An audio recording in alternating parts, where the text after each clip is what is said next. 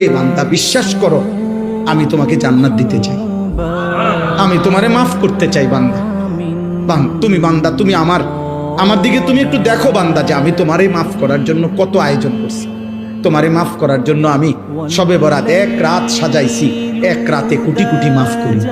তোমারে মাফ করার জন্য আমি শবে কদর এক রাতে আমি আল্লাহ তাআলা হাজার মাসের রাত্রির চাইতে বেশি মাফ করে থাকি।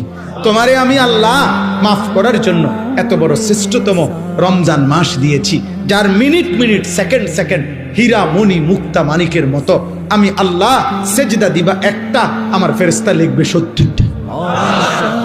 আমি আল্লাহ রহমত দিয়া সাজাইছি, মাগফিরাত দিয়া সাজাইছি, জাহান্নাম থেকে নাজাত দিয়া সাজাইছি।